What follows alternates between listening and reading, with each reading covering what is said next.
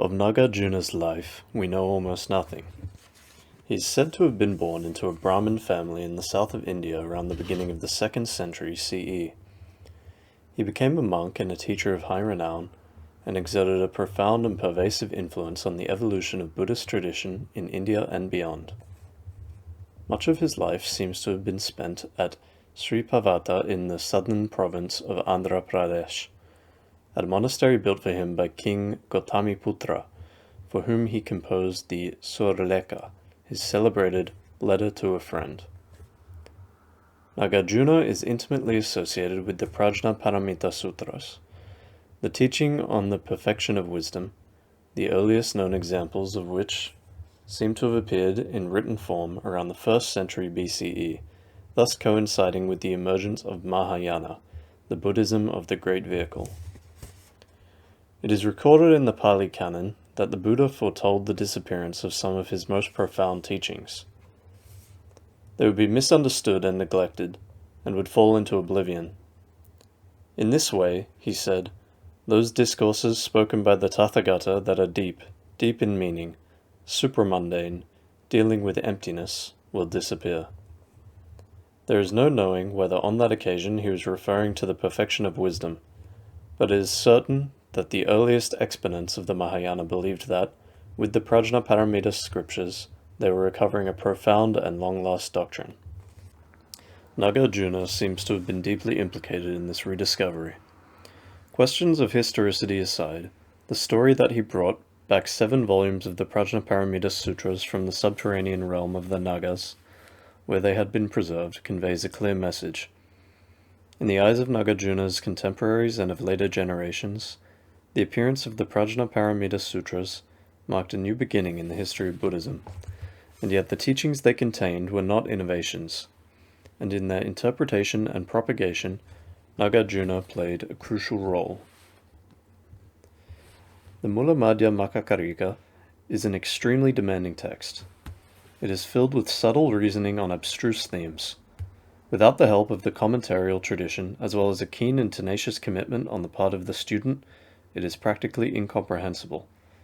As one tries to negotiate the labyrinthine arguments, however, it may be useful to bear the following 4 points in mind. The first is that, however tortuous and rarefied the Karikas may seem, it is worth remembering that Madhyamaka is not a mystical doctrine concerned with strange and otherworldly revelations. Neither is it a philosophical explanation of reality, if by that is meant some remote transcendental absolute. The purpose of Madhyamaka is simply to elucidate the nature of phenomena, the things and situations that make up the world of our experience. The second point is that Madhyamaka is not a species of philosophical nihilism. Although phenomena are said to be empty, their functional effectiveness on the experiential level is not at all called into question.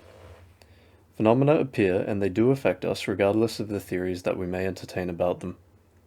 The view of Madhyamaka, on the other hand, is that within phenomena, 2 truths, the relative and ultimate, fuse together and are united. Relatively, things appear through the force of causes and conditions, yet in the very moment of their appearance, they are empty of intrinsic being, the seemingly solid, discrete, independent thingness that, owing to our long-ingrained tendency to perceive them thus, appears to us so vividly. The third point is, like all Buddhist teachings, Madhyamaka has one essential goal, the liberation of beings. Its aim is to correct our mistaken apprehension of phenomena and to dissolve our long-ingrained belief that they exist in the way that they appear. For things and situations seem intrinsically desirable or intrinsically repulsive, and it is through our clinging to them as real that we indulge in deluded actions, marked by craving or aversion.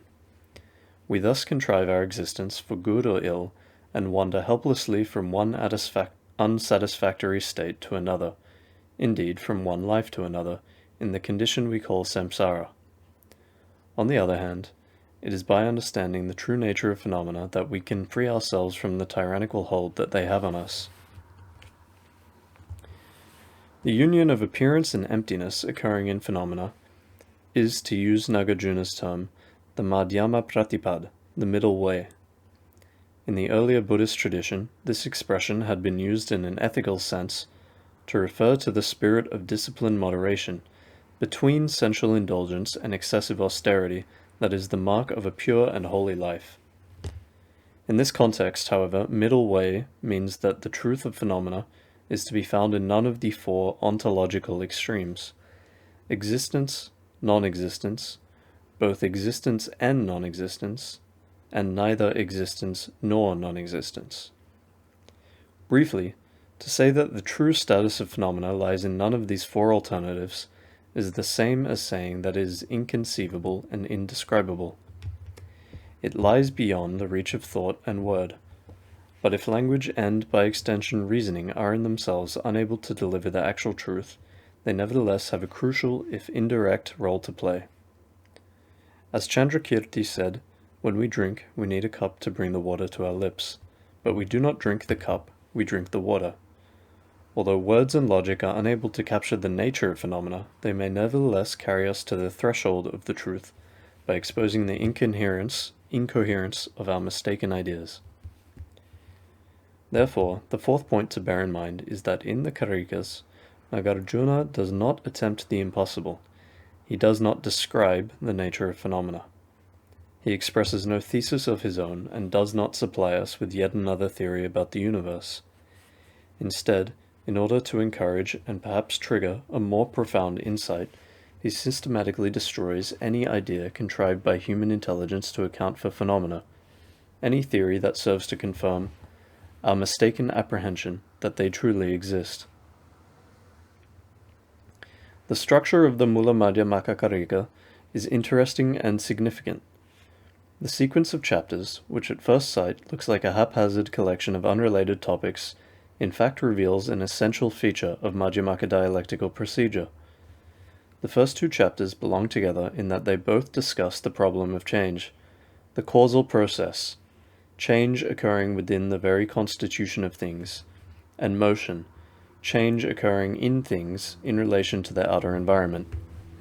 Thus the Karikas open in the traditional manner with an examination of causation and lay waste to the conventional understanding of cause and effect, the naive view that real things emerge from the coming together of equally real conditions. This sets the tone for the entire work, which turns around the fundamental axiom that dependent origination is the equivalent of emptiness, the absence of intrinsic being in things as they appear. If phenomena are a tissue of independent relations, they cannot be the clear-cut, isolated, really existing entities that they seem to be. The second chapter shows that the conventional assumptions about movement are simplistic and contradictory. Its special importance, however, lies in the fact that, in its examination of the location and attribution of motion, it lays out the kind of argument that will be used repeatedly in the sequel for the discussion of other categories. For example, the question whether a body in movement is in itself a moving thing or a motionless object to which motion has been added. Specious and sophistical as the arguments may seem at first, is not trivial, for it concerns the fundamental problem of the relation between putatively real things and their properties. It is a question that reappears in various guises as the text unfolds. Each of the remaining chapters is devoted to the refutation of a new category, the choice of which is apparently prompted by a possible objection raised in support of the Abhidharmika category that has just been refuted. For example, having withstood the first salvos of Nagarjuna's dialectical ordinance, an opponent could protest, whatever logic may say, the reality of movement is proved by the simple fact that we experience it with our senses. In reply, instead of contradicting this proposition, Nagarjuna simply demolishes the evidence that had been adduced in its defense. The sense powers are themselves shown to be unreal, and so on. The Mulamadhyamakakarika therefore plots a meandering course as Nagarjuna relentlessly obliterates the successive positions of his hapless victim, the advocate of a real existence. He thus demolishes a whole series of categories, whether characteristically Buddhist or else the common property of Indian philosophy, beginning with the most basic and coming by gradual degrees to the most sacrosanct notions of Buddhist doctrine, the Tathagata, the Four Noble Truths, Nirvana, and so on. all are shown to be empty of real existence. And in reply to the objection that the doctrine of emptiness, so understood, is the destruction of the Dhamma itself, Nagarjuna replies that, on the contrary, it is only by virtue of emptiness that the Dhamma is intelligible, and the pursuit of the spiritual path and the gaining of its fruit are possible. The root stanzas of the middle way, called Supreme Wisdom. Homage to the three jewels. Homage to noble Manjushri, ever youthful. Homage to the noble master, Nagarjuna. To him who taught that things arise dependently, not ceasing, not arising, not annihilated, nor yet permanent, not coming, not departing, not different, not the same, the stilling of all thought, and perfect peace. To him, the best of teachers, perfect Buddha, I bow down.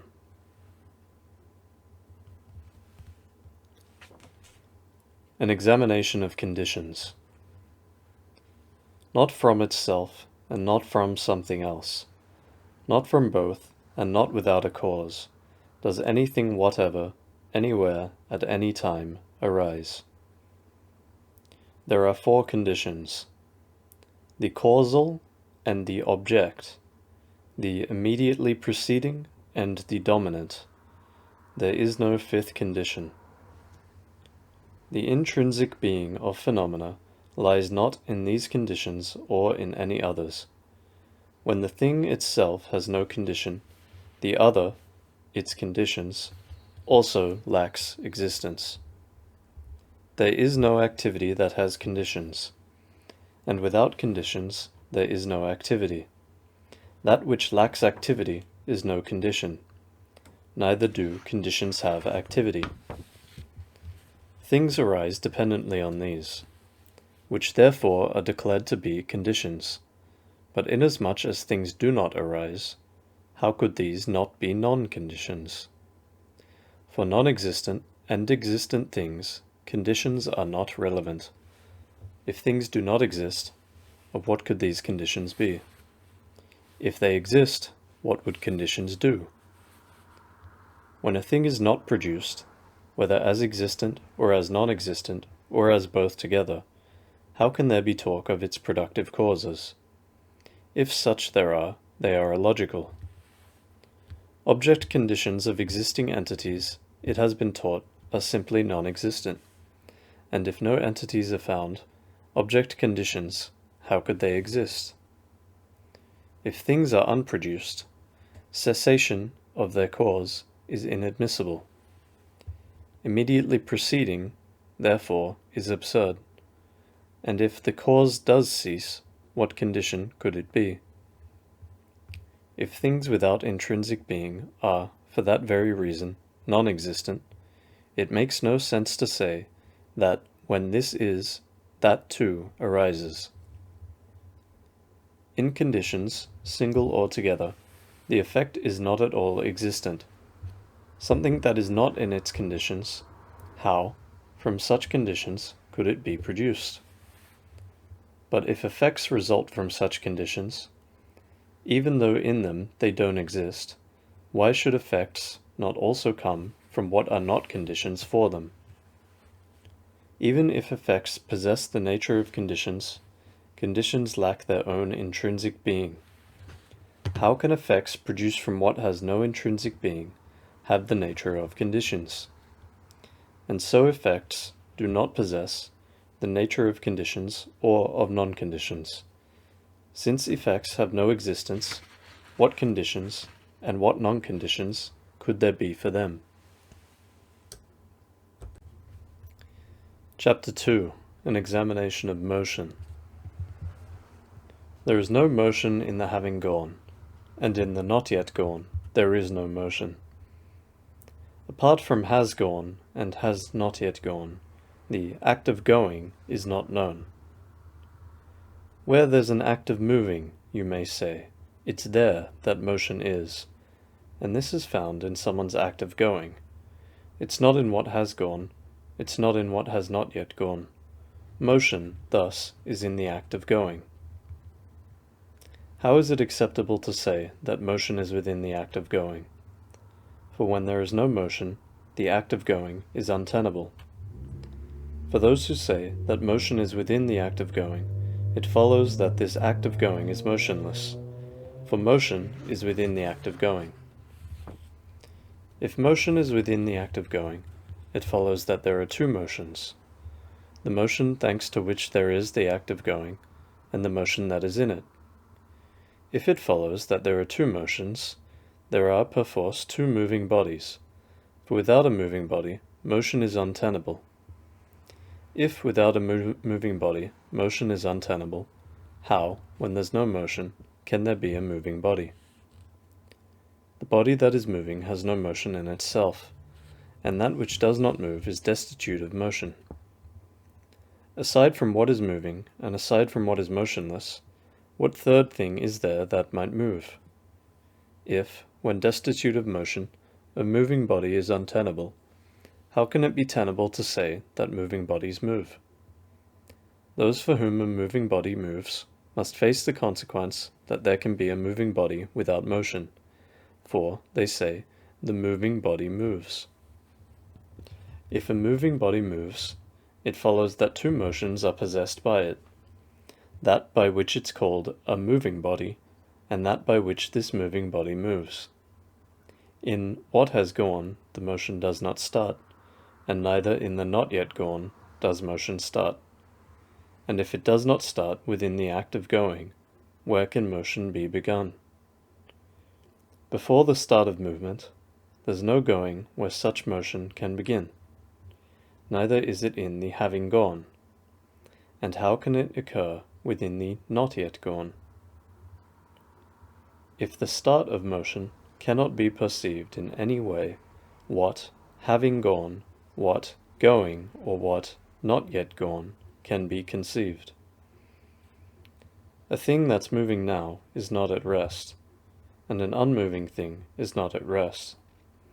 Apart from things that move and things that do not move, what third thing is there that might rest?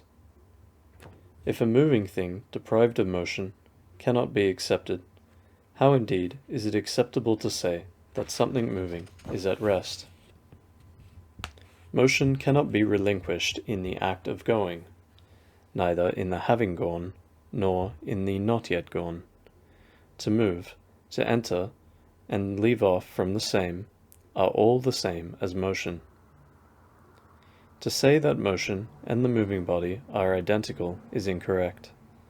To say that motion and the moving body are distinct is also incorrect. If motion is itself the moving body, it follows that the agent and the action are identical. If between the motion and the moving body a difference were to be discerned, motion there would be without a moving body, and a moving body without motion. If they are not established either as the same, or else as different, how are these two established? The motion due to which it's called a moving thing is not the motion whereby this thing moves. Since the moving body does not pre-exist its motion, what is it that moves, and where? The motion due to which it's called a moving thing, apart from this, no other motion can it have. For in a single moving thing, two motions are untenable. That which is a moving body does not move in any of the three ways mentioned, and what is not a moving body does not move in any of the three ways mentioned. That which neither is a moving body nor is not a moving body does not move in any of the three ways mentioned. Therefore, motion and the moving body and the space through which they move are all without existence. Chapter 3. An examination of the sense powers.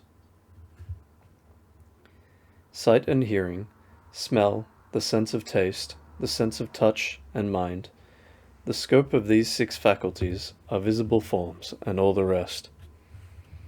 The sense of sight, its own self does not see. And how can that which does not see itself see other things? As means to prove that sight is real, the example of a fire is powerless. By going, gone, and not yet gone. The example has been counted, seeing 2. When there is not the slightest seeing, there can be no sight. How then can it be logical to say the sense of sight is that which sees? The seeing actually does not see, and the unseeing likewise does not see. It should be understood that through the sense of sight, the seer, too, may be explained. With seeing, there's no seer. There's no seer, either, without seeing. And if there is no seer, how can there be seeing and the seen? Since there is no seeing, and no object seen, the 4 links, consciousness, and so forth, don't exist. How can grasping and the rest exist? And through the sense of sight it should be understood that hearing, smell, and taste, the sense of touch and mind, the hearer and the heard, are all explained. Chapter 4. An examination of the aggregates. Separate from the cause of form, no form is found. Separate from a so-called form, the cause of form also does not appear. If, separate from the cause of form, there were a form, this form would be by consequence without a cause. But something that's without a cause is nowhere to be found. If, separate from a form, there were a cause of form, this cause would be a cause without effect. But causes that have no effects do not exist. If form exists, a cause of form is unacceptable. If form does not exist, the cause of form is likewise unacceptable. Forms bereft of causes are untenable, indeed they are, and thus concerning forms, conceive no concepts of whatever kind. To say the fruit is like the cause is unacceptable. To say the fruit's unlike the cause is also unacceptable. With feelings and perceptions, conditioning factors, consciousness, with all things and in all respects, apply the same procedure as with form. In arguments concerning emptiness, all statements made to counter it are not replies at all, for they exemplify the thesis to be proved. When emptiness is set forth and explained, all statements made to show its faults reveal no faults at all, for they exemplify the thesis to be proved. Chapter 5. An examination of the elements. Previous to its own defining features, space does not exist, not even slightly. If it came before its own defining features, it follows that it is featureless. An entity devoid of features can never have existence anywhere. If there is no thing that's without features, to what can features then apply? No features can apply to what is free of features, or to what possesses them, and yet, aside from what has features or is featureless, they can apply nowhere else. If features cannot be applied, a basis for the features is not tenable, and if a basis for the features is not tenable, no features either can there be.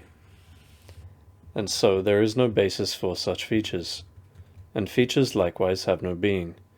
Apart from features, and the basis for the same, there are indeed no real existent things. If things do not exist, of what can there be non-existence? And what is there that, being neither an existent nor a non-existent thing, can have cognizance of existence or non-existence? Therefore, space is neither an existent nor a non-existent thing. It's not the basis for defining features, nor those very features, and the 5 remaining elements are all the same as space. Those of little wisdom, those who think that things exist or that they don't exist, do not behold what should be seen, the peace that is the stilling of all thought. Chapter 6. An examination of desire and the desirous. If before desire there exists, without desire, a desiring agent, desire exists dependent upon him. But where there are desiring agents, there must also be desire. How? In the absence of an agent of desire, can desire exist? And whether there is desire or not, for agents of desire, the argument is similar. Desire and agents of desire cannot arise together and at once. For if desire and agents of desire arise in such a way, no relation can there be between them. In identity there is no coincidence, for with themselves things do not coincide. And how, if there is separation, can there ever be coincidence? If in identity there is coincidence, it happens in the absence of a counterpart, and if in difference there is coincidence, it happens too in absence of a counterpart. If separate things can coincide, are then desire and agents of desire established as two separate things, whereby the two can coincide? If desire and agents of desire are established as two separate things, why should you consider them in terms of a coincidence? If you claim they coincide because they're not established as two separate things, will you also claim that they are separate because they are established as coincident? Because, as separate, they are not established. They are not established as coincident. But then, what separate things are there that cause you to discourse about coincidence? And so desire and the desiring agent do not exist together, neither do they not exist together. And all things, like desire, do not exist together, neither do they not exist together. 7. An examination of arising, abiding, and decay. If arising were compounded, it would have a threefold character. And were arising to be uncompounded, how could it be a feature of compounded things? Arising and abiding and decay, each one taken on its own, cannot be the character of a compounded thing. And how at one time and within one thing can it be right for them to coincide? If arising and abiding and decay display the character of compounded things, there is regression to infinity. If they do not have such features, they are uncompounded. The arising of arising just gives rise, you say, to basic root arising. This root arising then gives rise to the arising of arising. If this root arising is engendered by what you call arising of arising, how does the latter, which the root arising did not generate, give rise to it? If the arising to which your root arising once gave rise is that which gives rise to the root itself, how does this root, to which arising has not given rise, give rise to this arising? If that which has not been produced were able to produce it, you could indeed affirm that this, as it arises, can give rise to that. Just as a flame illuminates, you say, itself and other things, arising likewise makes arise itself and other things. In the flame, and in its ambient space, there is no darkness. What then does the flame illuminate? Illumination means to drive away the dark. If the flame, when being kindled, makes no contact with the dark, how can the kindling of a flame cause darkness to be dissipated? If, even without meeting it, the flame dispels the darkness found throughout the world is scattered by the flame that's present here. If the flame illuminates itself and other things, there is no doubt that darkness too obscures itself and other things. How could this arising, unarisen, generate itself? But if, arisen, it so generates, then, being arisen, what is there to generate? The born, the not yet born, the being born, are not produced in any way. This has been explained by means of going, gone, and not yet gone. Since, even if arising does exist, something that's found arising is not found. How can you say that something that's arising does so in dependence on arising? Whatever is dependently arisen is by its very nature peaceful. Therefore, something that's arising, and arising too, are peace itself.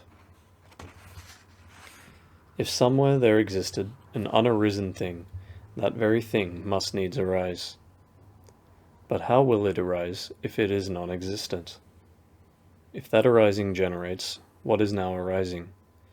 What arising is it that produces that arising?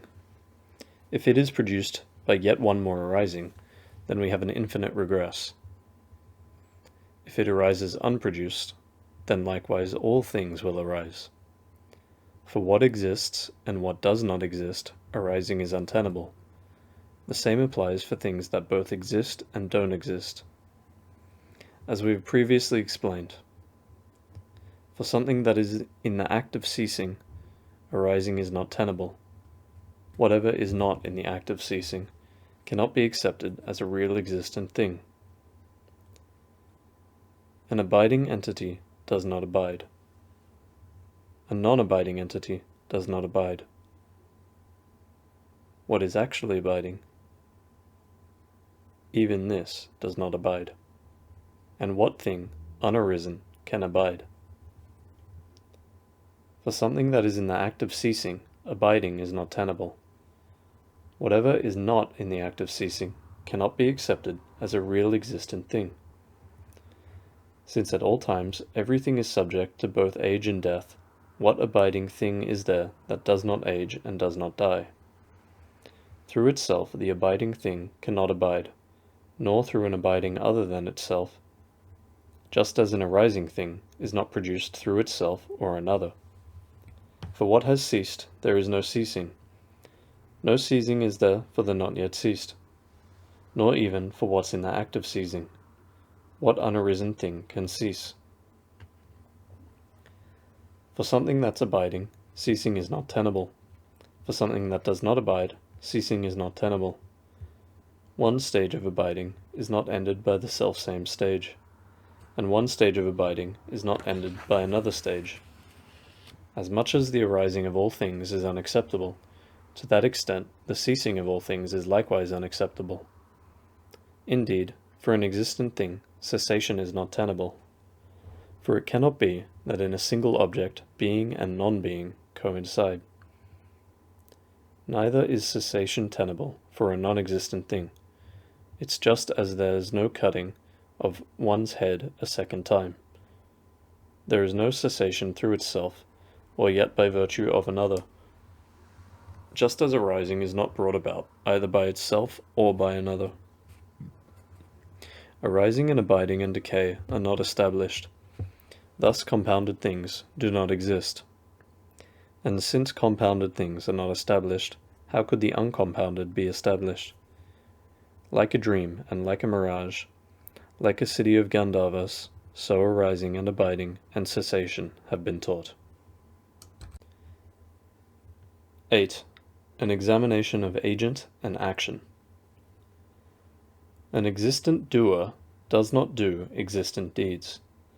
Neither does a non-existent doer do a non-existent deed. In what exists, no doing can be present, for then there would be a deed without a doer. In what exists, no doing can be present, for then a doer there would be without a deed. If a non-existent doer did a non-existent deed, of such a deed there would be no cause, and also of the doer there would be no cause. If these are without cause, both fruit and cause will be untenable. If these do not exist, the done, the doer, and the doing are impossible. If doing and the others are impossible, there is neither virtue nor non-virtue. If there is neither the virtue nor non-virtue, no effects will come from them.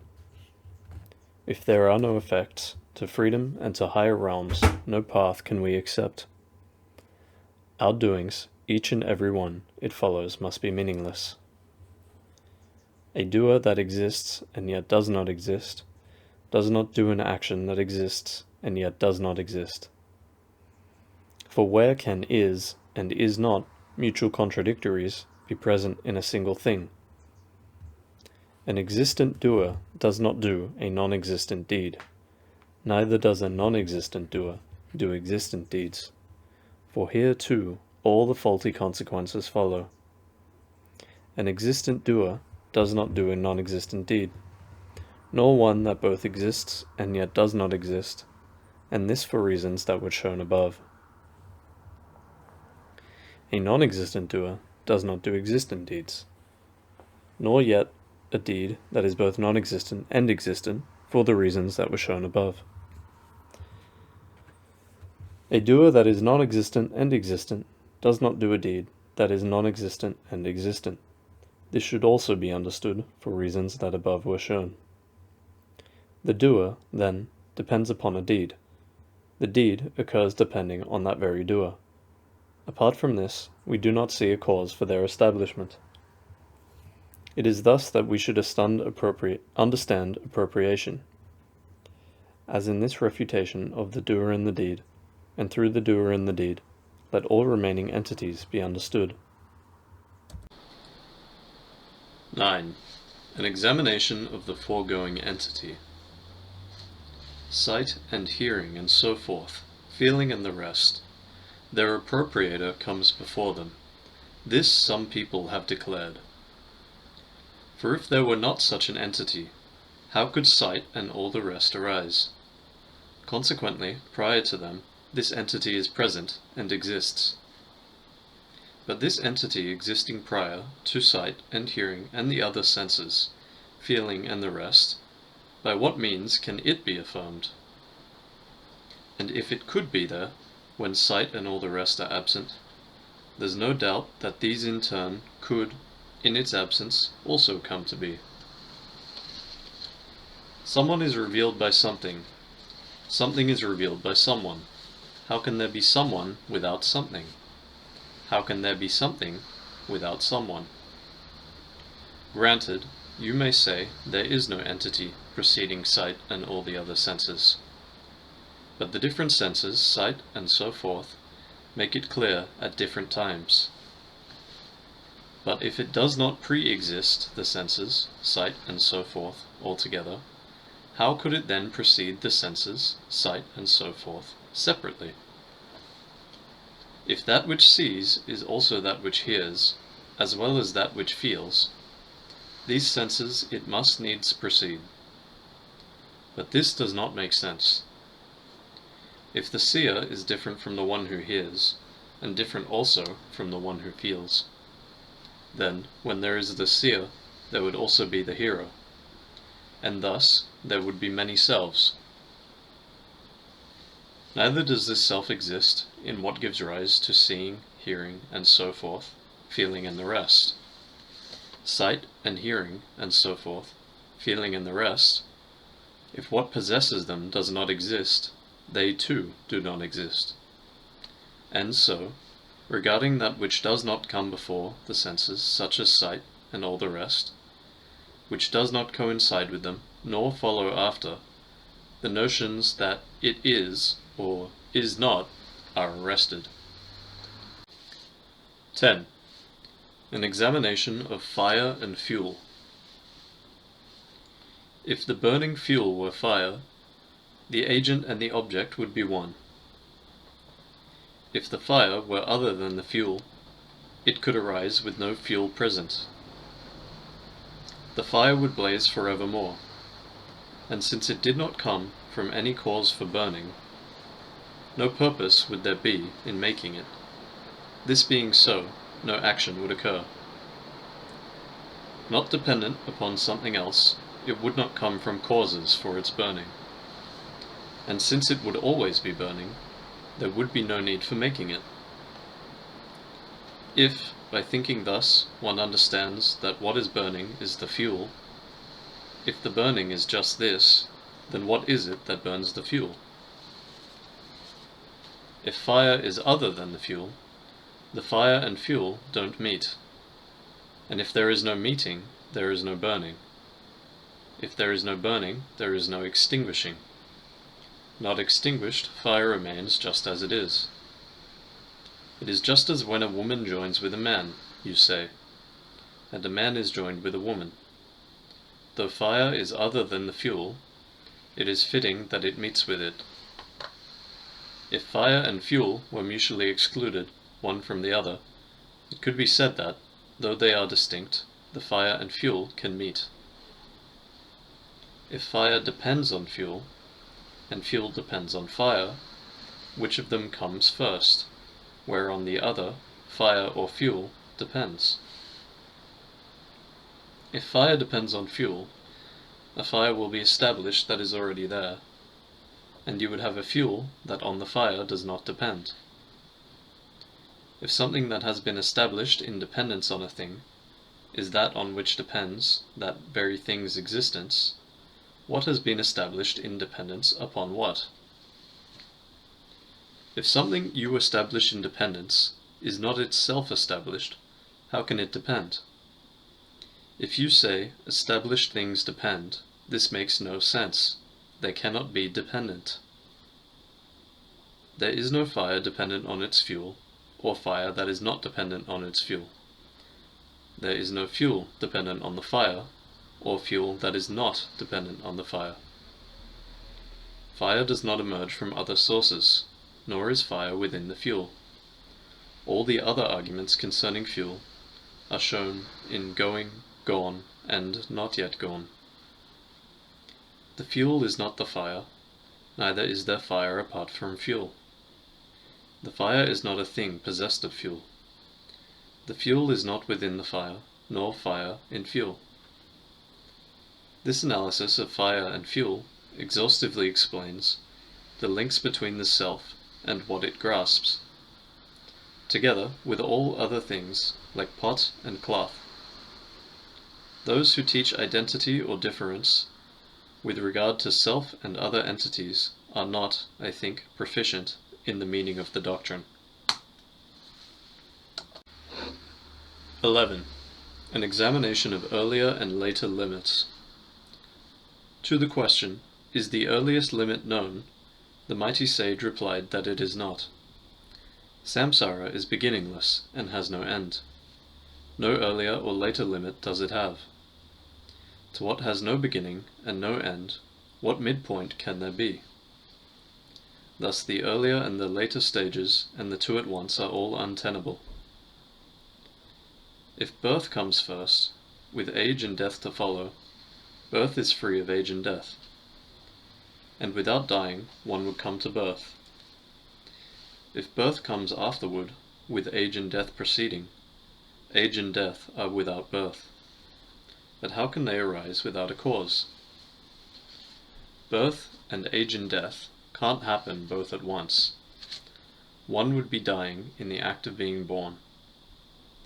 Both birth and death would be uncaused. Why, therefore, should we theorize on birth and age and death, which are impossible as steps that happen earlier or later, or together both at once? Samsara is not the only thing that has no earlier limit. It is the same for cause and fruit, for character and characterized, for feeling and the one who feels, and indeed for anything at all. Indeed, it is true for everything. There is no earlier limit. 12. An examination of self-production and other production. Some say that suffering is self-produced. Some say that it is produced from something else. Some say that it is produced from both, and others that it has no cause. None of these positions is correct. If it is self-produced, then it does not arise dependently. Yet it is on the basis of foregoing aggregates that present aggregates arise.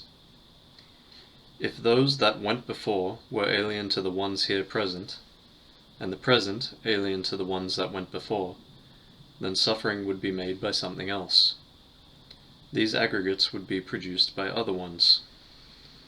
If by one's own person suffering is produced, what is this pain-producing person that from suffering stands apart? If from another person suffering arises, how can there be someone who from suffering stands apart, to whom the pain is given, made by someone else? If from another person suffering comes, what is this person that from suffering stands apart, who, making it, bestows it on another?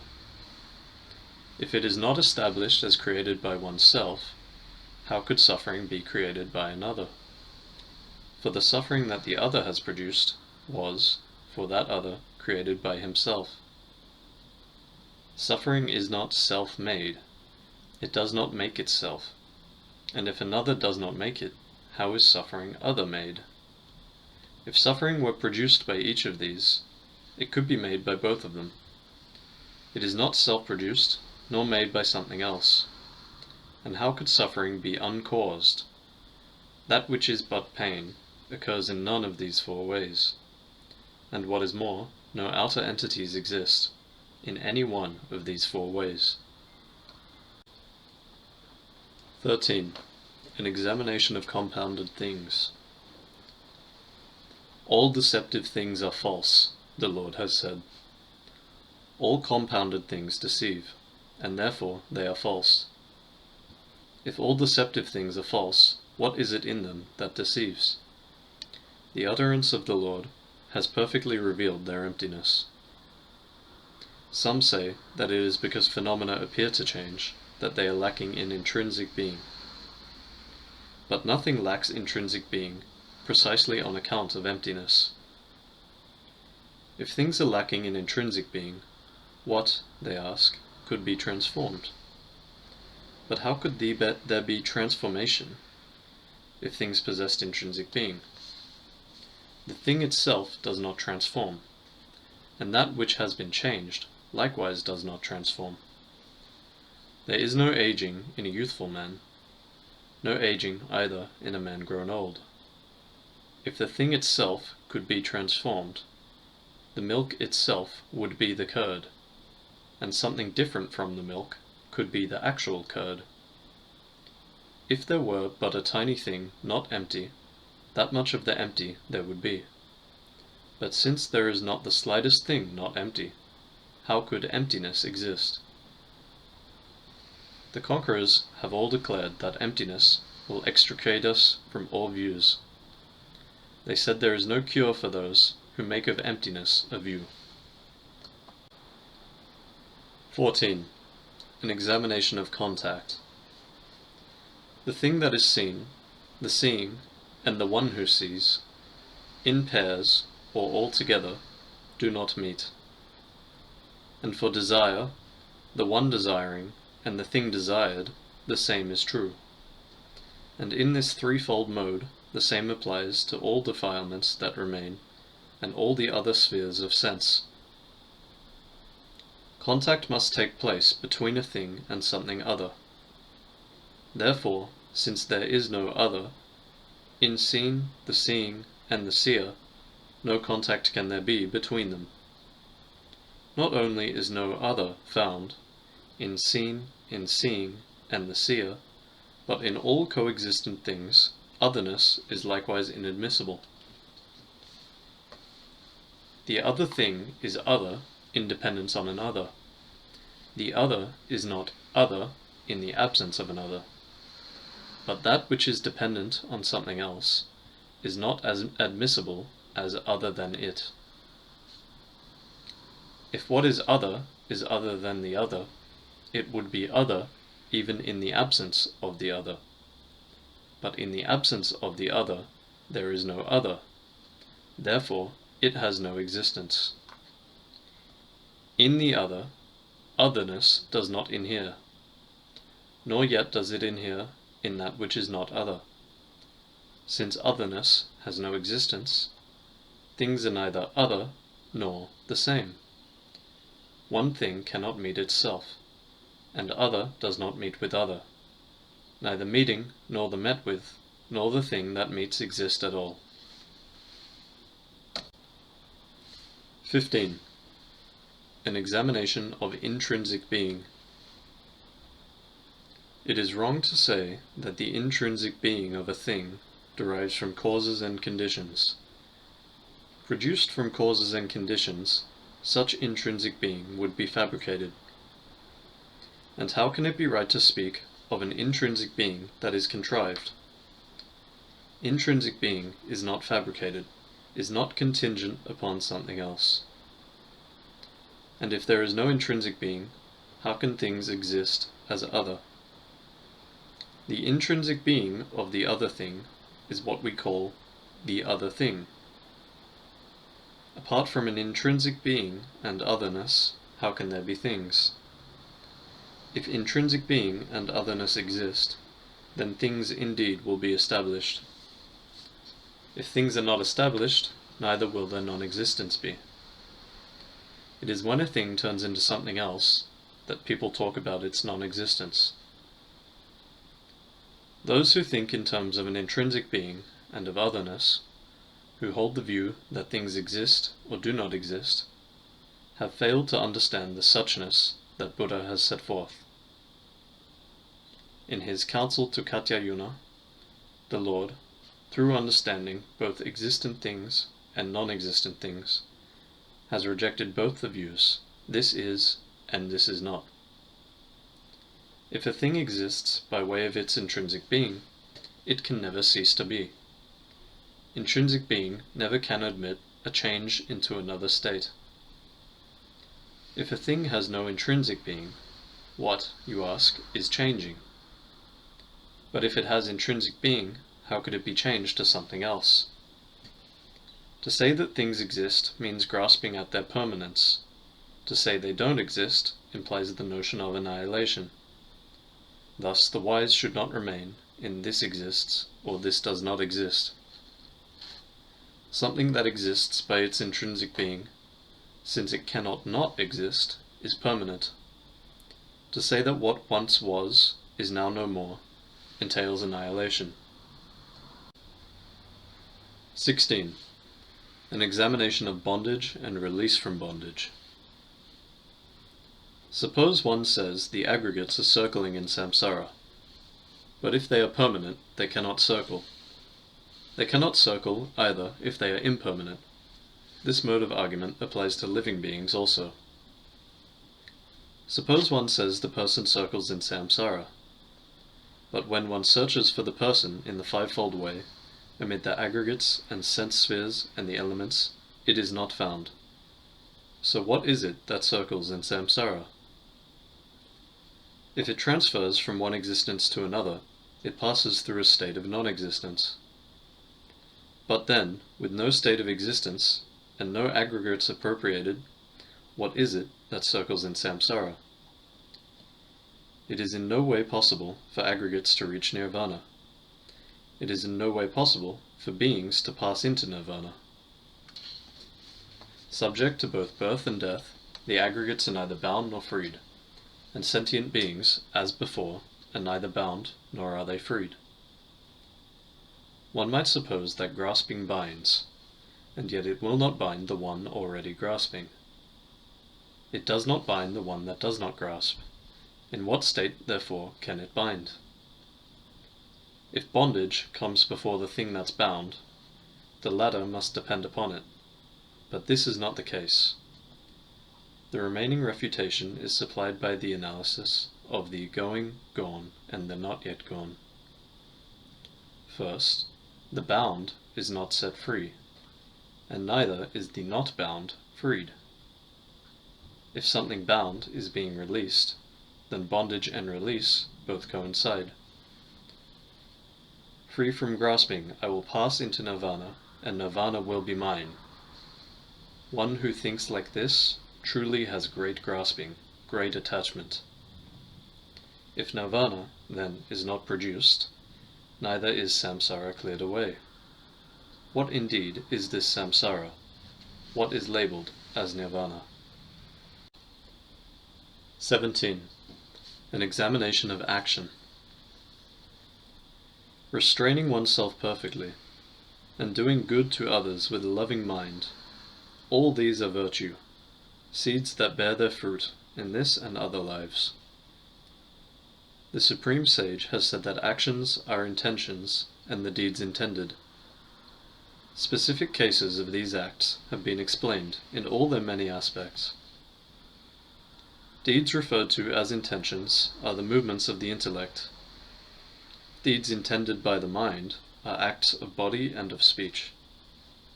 Speech and motions of the body, imperceptible non-vows and vows which also cannot be perceived, and other acts asserted in like terms, merit and demerit also, deriving from enjoyment, together with intention, as action, have these 7 been defined. If until the moment of its ripening an action stays, it must be permanent. But if it ceases, how can what has ceased give rise to a result?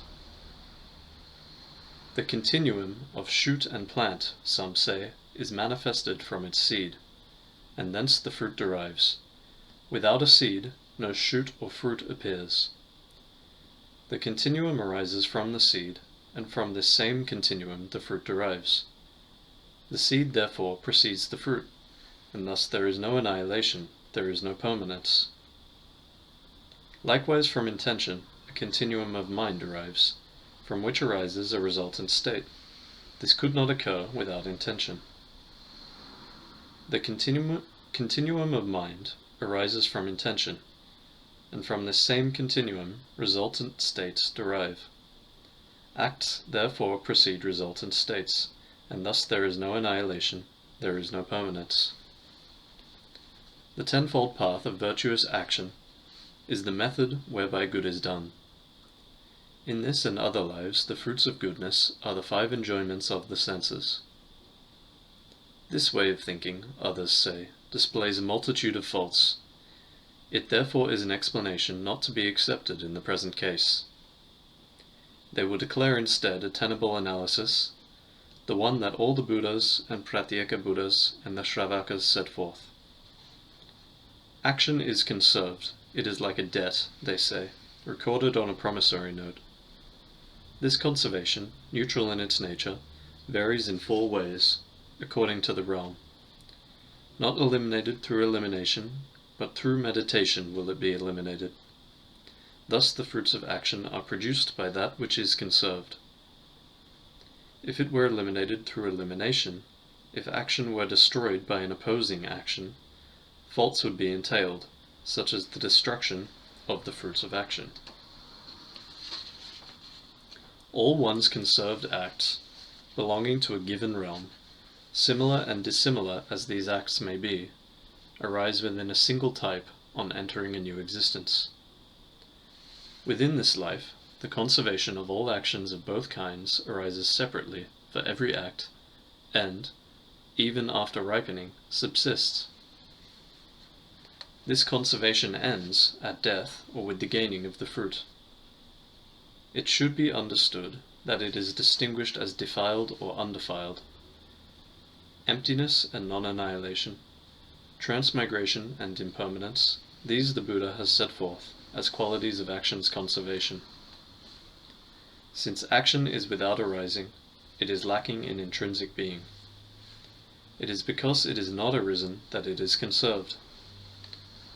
If action were possessed of an intrinsic being, it would be permanent without a doubt. But action then could never be performed, for there is no activity in what is permanent. If actions, then, are not performed, one risks encountering results of what one has not done, and those who live in purity must have the defect of not doing so. And all conventions also would be flouted, there is no doubt, and there would be no way to tell a virtuous from a sinful man. The act that has already ripened would, then, ripen time and time again, for, having an intrinsic being, such an action would remain. Action has defilement for its nature, and defilements have no real existence. If defilement has no real existence, how could karmic action in itself be real? It has been taught that karma and defilement are conditions that produce embodied beings. If karmic action and defilements are both empty, how can they be called conditions of embodied beings? One who has desire, and whom ignorance enshrouds, is the consumer of the fruit of action, not different from the doer, nor yet identical therewith. Since from conditions action does not come, and since from non-conditions it does not derive, it follows that there is no agent either. If there is no action and no agent, how can there be fruits produced by action? And if there are no fruits, how can there be those consuming them? just as an illusory form, which our teacher emanated through the perfection of miraculous power, gave rise to yet another magical appearance, and this in turn produced another. Likewise, agent and the deed performed resemble magical appearances. They are like illusory forms produced by what is also an illusion bodied forth. Defilements, actions, and embodied beings, actions and the fruits of action, are like cities of Gandharvas. They are like mirages and dreams. 18. An examination of the self and phenomena.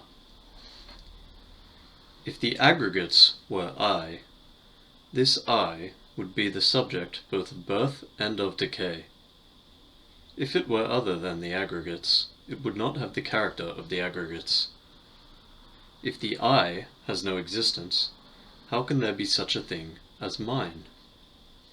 When I and mine are laid to rest, there will be no more clinging to an I and mine. Those who do not cling to I or mine are also lacking in existence. No clinging to an I and mine, those who see this do not see. Regarding the internal and external spheres, when thoughts of I and mine have ceased, grasping too will be arrested. Since this ceases, birth will also cease. Release occurs when action and defilements cease. Actions and defilements are derived from thoughts, and these come from the mind's construction. Emptiness is what arrests them. The Buddhas said, I am. They taught as well that self does not exist. They also said that self and no self are completely non-existent. All that can be said is halted, for all that can be thought is halted, not arisen and not ceased. The nature of phenomena is like nirvana. All is real, all is unreal. All is both unreal and real. All is neither real nor yet unreal. Thus, by steps, the Buddhas taught. It is not known through other sources. It is peace, and not through mind's construction can it be constructed. It is free of thought, undifferentiated. This describes the character of suchness. What arises in dependence on another is not at all that thing itself, but neither is it something else. There is no annihilation, there is no permanence. This is the teaching, the draft of immortality. Of all the Buddhas, guardians of the world, there is no identity and there is no difference. There is no annihilation, there is no permanence. When the perfect Buddhas do not manifest, and even when the Shravakas have disappeared, the primal wisdom of Pratyeka Buddhas, though there be no teacher, manifests completely. 19. An examination of time. If the present and the future depend upon the past, then both the present and the future are existent in the past. If the present and the future are not present then, how could the present and the future be dependent on it? If they are not dependent on the past, then both are unestablished. Thus the present and the future time do not exist. To the two remaining times, it should be understood, this same procedure is applied. And likewise it applies to high and low and medium, and to the singular, and so forth. Time that does not stay we cannot grasp, and time that could be grasped does not remain. So how can time, ungraspable, be said to be? If time depends on things, then how can there be time if things do not exist? And since there are no things at all, how can time exist? 20. An examination of the confluence of causes and conditions. If the result arising from the confluence of causes and conditions is within that confluence, how can it arise from such a confluence? If the result arising from the confluence of causes and conditions is not within the confluence, how can it arise from such a confluence? If the result is in the confluence of causes and conditions, it should be detectable within that confluence, but in the confluence it is not detectable. If the result is not within the confluence of causes and conditions, then these causes, these conditions, are equal to non-causes, non-conditions. If, giving to the fruit its causal strength, the cause comes to an end, the cause will have two natures, one as giving, one as ceasing. And if the cause came to an end without imparting to the fruit its causal strength, the fruit that came from such an ended cause would be in fact without a cause. If the fruit arises in the self-same moment as the confluence, it follows that producer and produced are simultaneous. If the fruit arises prior to the confluence, this fruit would be uncaused, its causes and conditions being absent. If the cause, on ceasing, is transferred into the fruit, it follows that this cause, which previously was born, is born again. How can something that has ceased and disappeared engender the effect produced? How can a cause engender its result when still existent and conjoined with it? But if the cause and fruit are not connected, what fruit is it that is engendered? Whether it can or cannot see them, a cause does not produce effects. There can never be a meeting of the past effect with a cause that's past, that has now arisen or is yet to come. There can never be a meeting of the effect that's now arisen with a cause not yet arisen, or that is past, or else is now arisen. There can never be a meeting of an effect not yet arisen with a cause that is now arisen, or is yet to come, or is already past. If there is no meeting, how is a result engendered by a cause? But even if there is a meeting, how is a result engendered by a cause? How can a cause that is empty of effect bring about this same effect? How can a cause not empty of effect bring about this same effect? An effect that is not empty cannot come to be. An effect that is not empty cannot cease to be. Since it is not empty, it is unceasing and unborn. But how can what is empty come to be? And how can what is empty cease to be? It follows too that what is empty is unceasing and unborn. That cause and fruit are one is never tenable. That cause and fruit are different is never tenable. If cause and fruit are one, the product and producer are identical. If cause and fruit are different, then cause and non-cause are equivalent. If the effect possesses an existence in and of itself, what is it that the cause produces? If the effect has no existence in and of itself, what is it that the cause produces? What is not productive is not tenable as cause. But if the cause is inadmissible, from what will the effects derive? Since the confluence of causes and conditions is not self-produced, how can it produce effects? Thus, a confluence does not produce effects, and neither are effects produced from what is not a confluence. Since therefore there are no effects, where is the confluence of causes and conditions? 21. An examination of arising and destruction. Without or with arising, there is no destruction. Without or with destruction, there is no arising. How could there be destruction in the absence of arising? For then there would be death when there is no birth. There is no destruction, therefore, when there is no arising. How could destruction happen together with arising? Death and birth do not take place within a single instant. How can there be arising in the absence of destruction? For from all things impermanence is never absent. How could arising happen together with destruction? Birth and death do not take place within a single instant. Since these can be established neither as occurring at the same time, nor as not occurring at the same time, how are they to be established? For that which has subsided, there is no arising. For what has not subsided, there is no arising either. For that which has subsided, there is no destruction.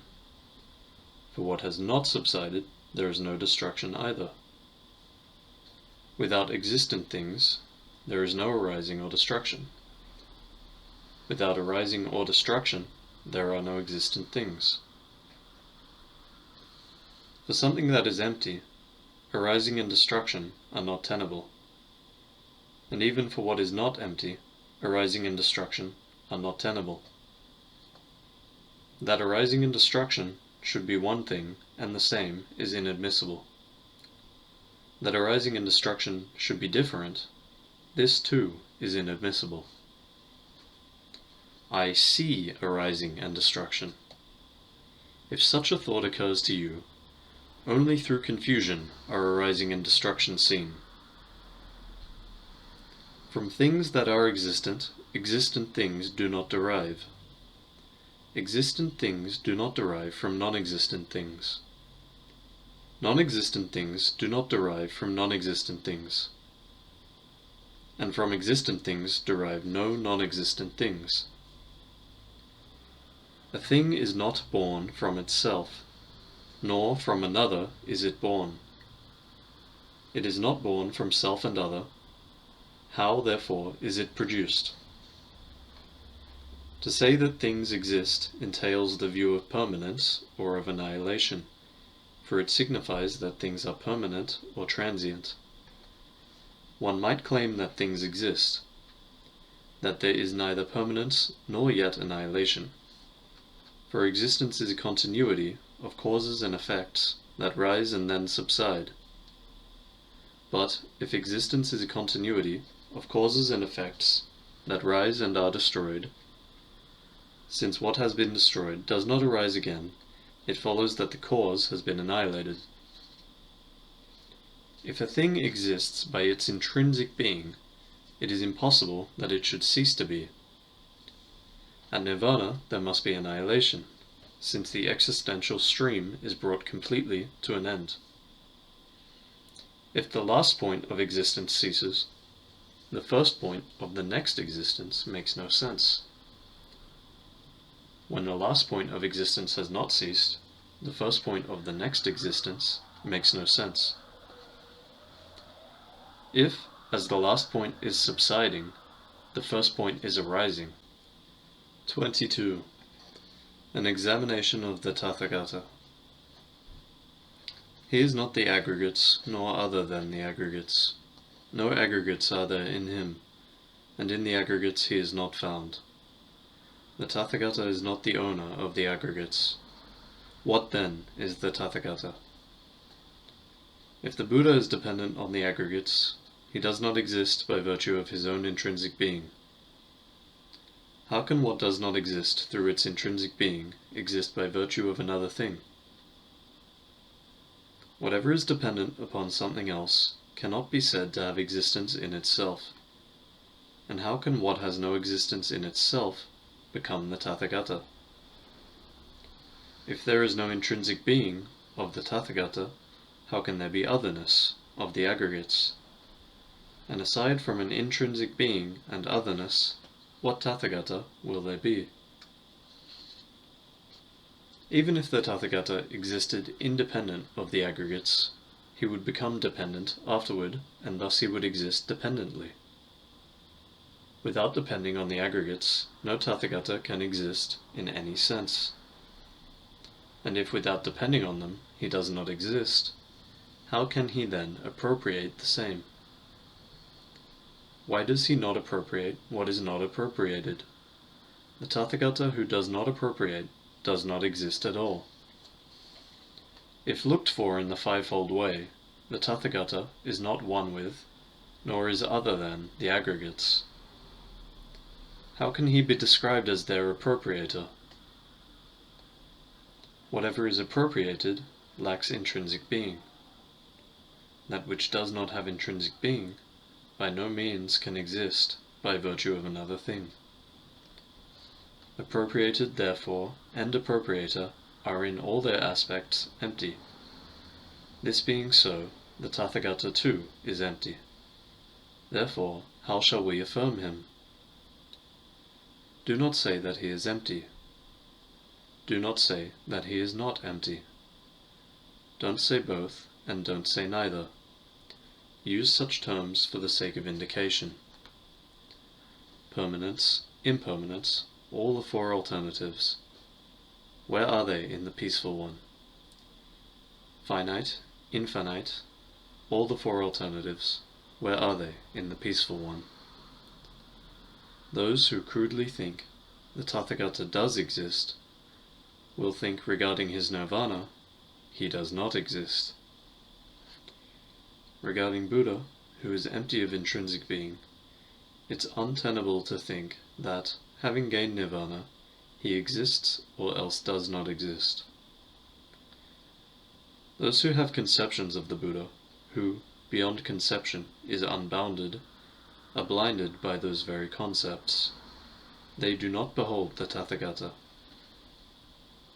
The nature of the Tathagata is the nature of this world of beings. The Tathagata is without intrinsic being. This world of beings is without intrinsic being. 23. An examination of mistakes. Desire, aversion, ignorance derive, the teachings say, from thought, arising in dependence upon that which is attractive, unattractive, and mistaken. Since what arises in dependence on the unattractive, attractive, and mistaken does not exist by its intrinsic nature, defilements are devoid of real existence. In no way has the existence or the non-existence of the self been proved. And without the self, how is the existence or the non-existence of defilements proved?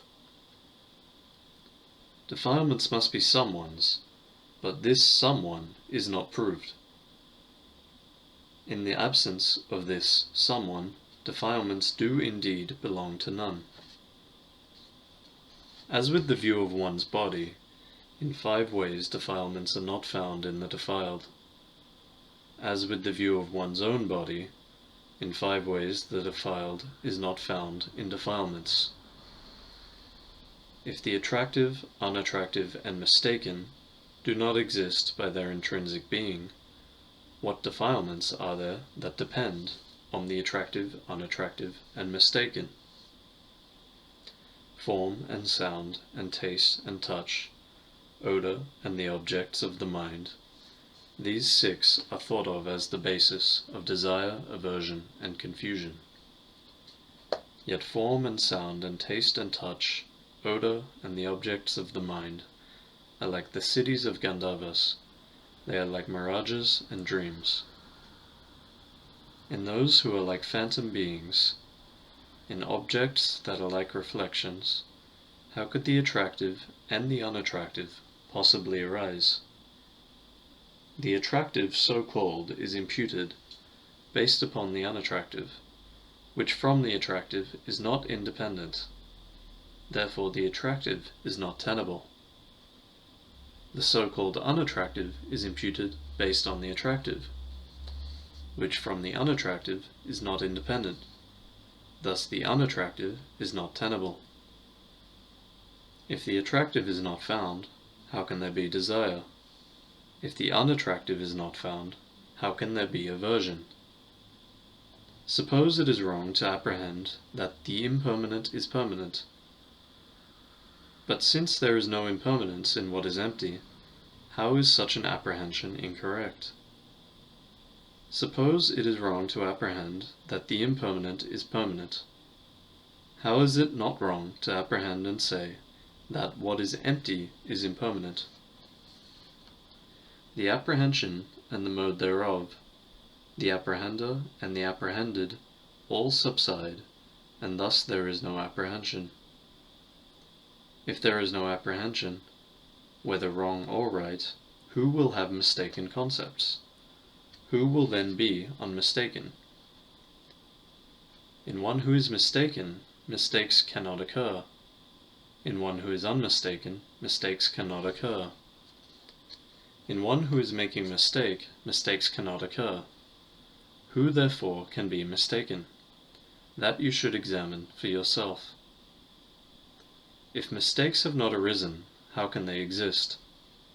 If mistakes do not arise, how can there be someone who is mistaken? Real existent errors are not self-produced, and they are not produced from something else. Since they are not produced from self, nor from other, how can there be someone who is mistaken? If the self, the pure, the permanent, the happy, all exist, the self, the pure, the permanent, the happy, none of these are errors.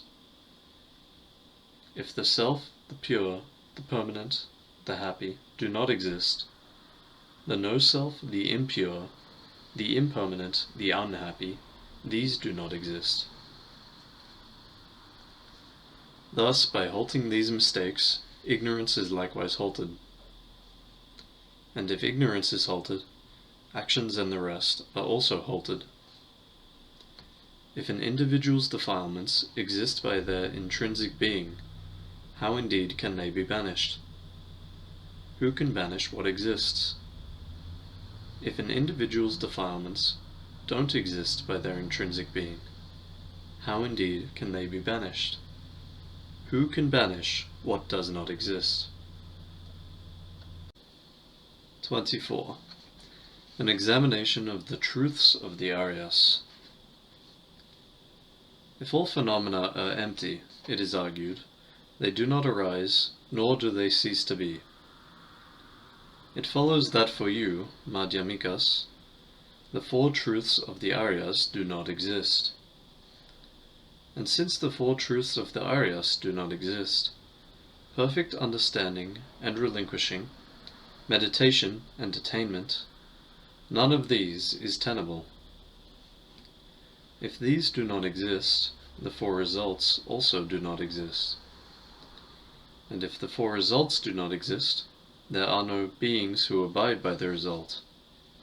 There are no candidates for the result. If these 8 kinds of person don't exist, it follows that there is no Sangha.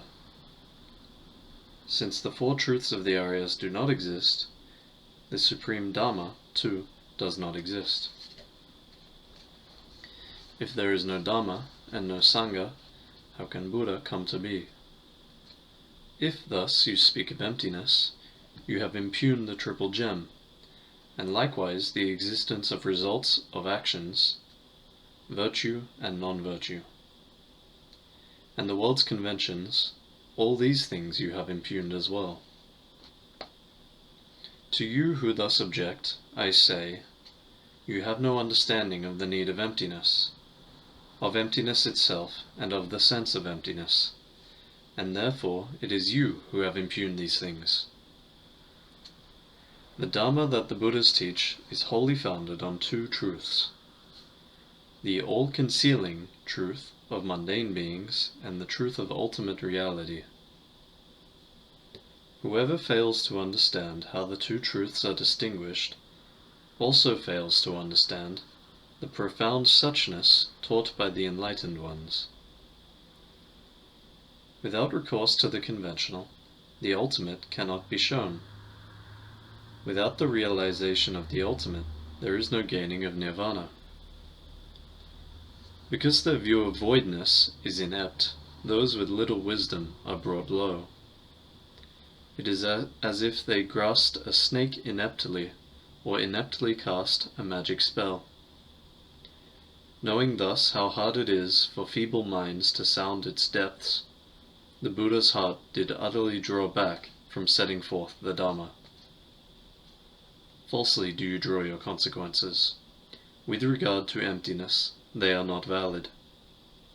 Your denial of emptiness, for me, has no validity. Where emptiness is granted, everything is likewise granted. Where emptiness is unacceptable, all is likewise unacceptable. You charge me with a fault that is your very own. You are like the mounted man who overlooks the horse on which he rides. If you think phenomena exist by virtue of their own intrinsic being, your view must be that, this being so, all things are without causes and conditions. Thus results, together with their causes, agents, tools, and objects of activity, production and cessation and results, all this you have disproved by such a ploy. Whatever is dependently arisen, this has been explained as empty. In dependence upon something else, it is imputed as existent. This is the middle way indeed. Because there is nothing that is not dependently arisen, there is nothing that is not empty. And if they were not empty, all these things could not arise, nor could they cease. For you, it therefore follows that the four truths of the Aryas do not exist. How can suffering come to pass if it does not dependently arise? Impermanence, it has been taught, is suffering. It cannot, therefore, have intrinsic being. If it has intrinsic being, how can it have origins? For those, therefore, who impugn emptiness, there is no truth of origin. If suffering has intrinsic being, no cessation can it have. By nature it will utterly remain. Cessation, therefore, is refuted. If the path possesses an intrinsic being, its cultivation is untenable. If the path is something we must cultivate, it does not have the being you ascribe to it. If suffering, origin, cessation, all are inexistent, what end of sorrow, through the path, do you believe can be attained? If the lack of perfect understanding has itself intrinsic being, how can perfect understanding come? Do not intrinsically existent things remain? Likewise, what you call relinquishing, attainment, meditation, together with the four results, these will, like perfect understanding, be impossible. For those who cling to an intrinsic being, how can the result be gained when, through its own intrinsic being, non-achievement also has existence? If the result does not exist, there is no one who abides by the result, nor are there candidates for it. Since these 8 beings have no existence, it follows that there is no Sangha. And since there are no noble truths, neither is there sacred Dhamma. And if there is no Dhamma and no Sangha, how could Buddha come to be? It follows that the Buddha, in your view, does not depend upon enlightenment. And in your view, enlightenment does not depend upon the Buddha. Those who are not Buddhas, in your view intrinsically, although they strive in bodhisattva deeds that they may gain enlightenment, enlightenment they cannot gain. No one ever practices virtue or non-virtue, for what is to be done with what is not empty? There is no activity in that which has intrinsic being. And even when there is no right or wrong, their fruits, in your view, must exist. Results that come from right or wrong, according to your view, do not exist. If, in your view, results exist, and come from good or ill, results like these, how could they not be empty, coming as they do from right or wrong? Those who have rejected emptiness of that which is dependently arisen, have rejected likewise all the common practices of worldly beings. If you do away with emptiness, there is no activity at all, for there would be activity without its being started, and agents there would be who do not act. If beings have intrinsic being, They are unborn, and they can never cease. They abide forever, free of any change of situation. If there is no emptiness, no attainment can there be of what is unattained. No ending can there be of sorrow, no relinquishing of karma and defilements. But those who understand that things arise dependently see likewise the four truths of suffering and origin, cessation and the path. 25. An Examination of Nirvana. If all these things are empty, you object, there is no arising and there is no cessation. What has been relinquished and what ceases, whereby Nirvana, as you claim, occurs. If all these are not empty, there is no arising and there is no cessation. What has been relinquished and what ceases, whereby Nirvana, as you claim, occurs. No relinquishment and no attainment, no permanence and no annihilation, no cessation, no arising. In these terms has Nirvana been described. Indeed, Nirvana cannot be a real existent thing, for this would mean it is marked by both decay and death, for there is no existent thing exempt from both decay and death. If Nirvana is a thing, it is in consequence compounded, for nowhere is there found a thing that is uncompounded. If Nirvana is a thing, how is Nirvana not dependent? A thing that is not dependent has no existence anywhere. If Nirvana is not a real existent thing, how can it be something that does not exist? For those for whom Nirvana is not a real existent thing, it cannot be a non-existent thing. If Nirvana is not a real existent thing, how is it independent? For there is no non-existent thing that is not dependent on its contrary. Things that come and then depart, that are dependent things or active causes, are not dependent things or active causes. This is taught to be Nirvana. Our teacher has instructed us that we should leave aside all notions of arising and cessation. Therefore, of Nirvana it is rightly said that it is neither an existent nor a non-existent thing. If Nirvana is concurrently an existent and a non-existent thing, a thing that both exists and yet does not exist is liberation. This, however, makes no sense. If Nirvana were concurrently an existent and a non-existent thing, Nirvana is not independent, for both depend upon each other.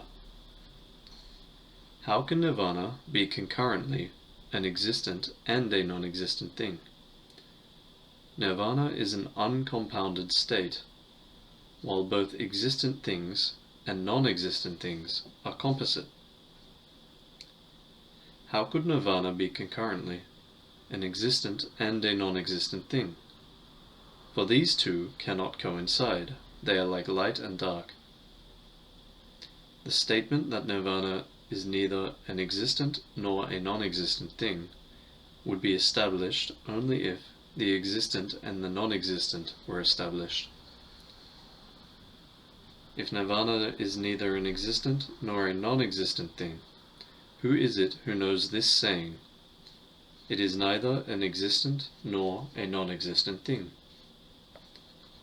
Now that the Lord has passed into Nirvana, we cannot say that he exists. Likewise, he does not exist, we cannot say. And neither both nor neither can we say of him. And when the Lord was still alive, we cannot say that he existed. Likewise, he did not exist, we cannot say. And neither both nor neither can we say of him. Samsara does not differ even slightly from Nirvana. Nirvana does not differ even slightly from samsara. The ultimate nature of nirvana is the ultimate nature of samsara, and between these two, the slightest difference, even the most subtle, is not found. Views concerning what occurs beyond cessation, the universe's end, its permanence, and all the rest, are based upon the notion of nirvana, on a later and an earlier limit.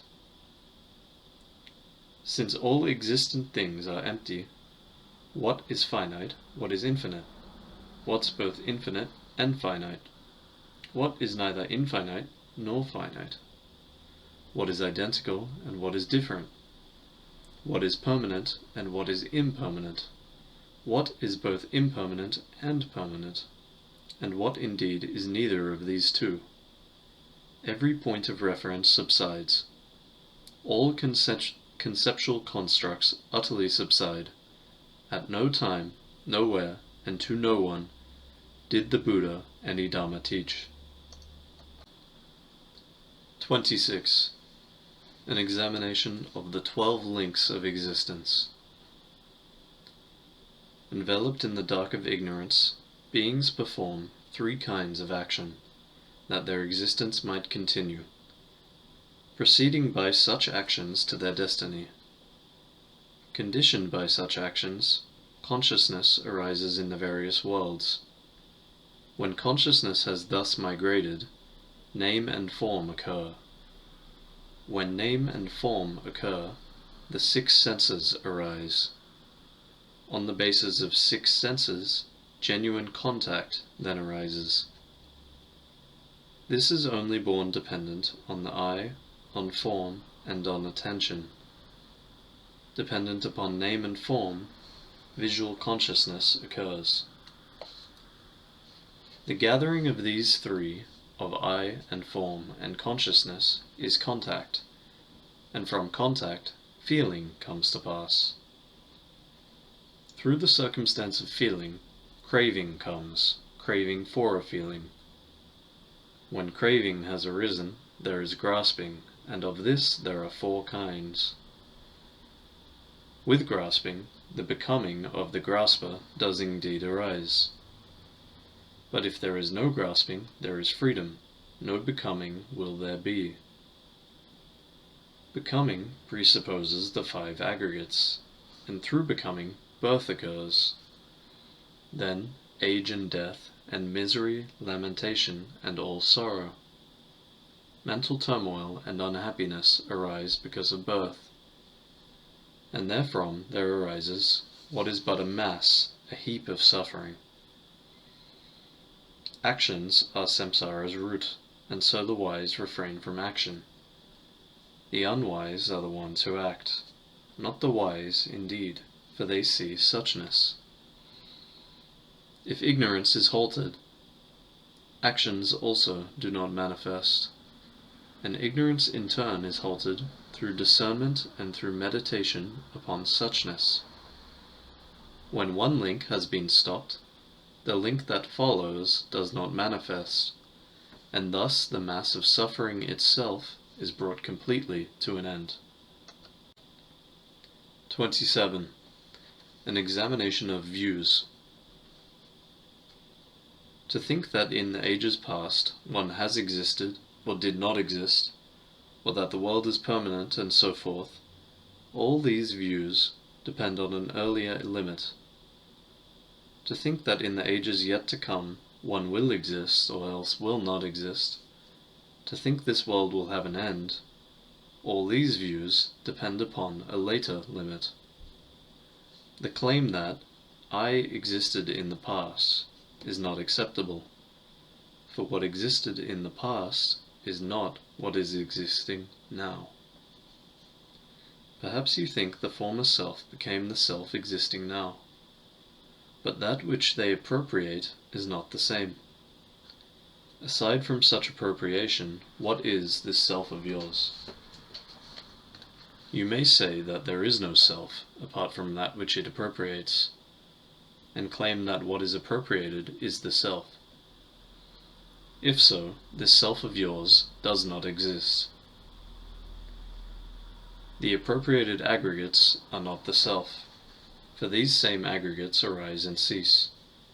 How could what is appropriated be itself appropriator?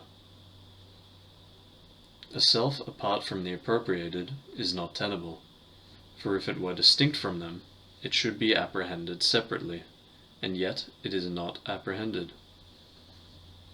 Thus the self is not distinct from the appropriated, and it is not that which it appropriates. There is no self without the latter, neither can we certify that it does not exist. To say that in the past the self did not arise is inadmissible. The self in this life is not alien from what existed in a previous life. For if this present self were alien, it would exist in absence of the previous self, and the past self would persist, and here there would be birth without a perishing in the past. This would entail annihilation. Actions would not be conserved. One would suffer the results of deeds another had performed. This and other consequences follow. The self is not arisen from a state of non-existence. Fallacies would be entailed thereby. The self would be produced, or its arising would occur without a cause. Thus the views that, in the past, one has existed or did not exist, or both, or neither, none of these are tenable.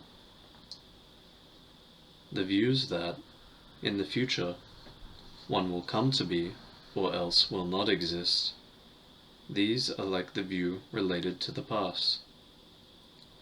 If the human were the God, there would be permanence. The God indeed would be unborn, for in the permanent there is no birth. If from the God the man were different, then there would be impermanence. If the God and man were different, then a continuity would be untenable. If one part were divine and one part human, there would be impermanence and permanence, and this is also unacceptable. If impermanence and permanence were both established, one could claim establishment of both non-permanence and non-impermanence. If one came from somewhere and then migrated elsewhere, one's wandering has no starting point, but this is not the case. If nothing permanent exists, what is it that is impermanent? What is it that is both impermanent and permanent? And what is neither of these two? If this world had an end, how could there be a further world? And if this world had no end, how could there be a further world? Since the aggregates continuum is like the light shed by a lamp, to say they have an end is incorrect, as also that they are unending. If the past ones were destroyed, and if, depending on the same, the subsequent did not arise, the world indeed would have an end. If the past ones were not destroyed, and if, depending on the same, the subsequent did not arise, the world indeed would be unending. If one part had an end, and one part were unending, the world would have an end, and yet be endless. This indeed would be absurd. How could what appropriates be partially destroyed and partly undestroyed? Such a thing would be absurd. How could what is appropriated be in part destroyed and partly undestroyed? Such a thing would also be absurd. If the finite and the infinite were both established, one could assert establishment of both non-finite and non-infinite. And yet, since each and everything is empty, to whom and where, and for what reason, should the views of permanence and all the rest occur? Concluding Homage. To him who in compassionate wisdom taught the sacred Dhamma, for the shunning of all views, to him, to Gautama, I bow. Colophon. This concludes the root stanzas of the middle way called Supreme Wisdom. This text, which presents the Abhidhamma of the Great Vehicle and reveals the nature of the ultimate truth by throwing light upon the method of transcendent wisdom, was composed by the Sublime Master and Great Being, the noble Nagarjuna, whose wisdom and compassion are beyond compare, inasmuch as, having explained the unsurpassed vehicle of the Tathagatas, he attained the ground of perfect joy, and departed for the Buddha field of Sukhavati, thence to become, in the world system called Shining Light, the Buddha known as Wisdom-Granting Light. At the behest of His glorious and divine Majesty, the Great King, the mighty and most holy Sovereign, Trisong Detsen, this text was translated by the great Indian abbot Jananagaba, and master of the Middle Way, and the monk translator Chokro Louis Gyaltsen, who edited and finalized its meaning in a text of 449 stanzas in 27 chapters, thus equivalent to 1.5 books. Later, during the reign of King Aryadeva, in the monastery of Ratnagupta, the Hidden Jewel, in the incomparable city of Anapana in Kashmir, the translation was revised according to Chandra Kirti's commentary, the Prasanapada, by the Kashmiri abbot Hasumati and the Tibetan translator Patsapniyammadrak. Finally, at the temple of Rasa Trulnang in Lhasa, the definitive version of the text was established by the Indian abbot Kanaka and the same translator Patsapniyammadrak. Thank you for listening.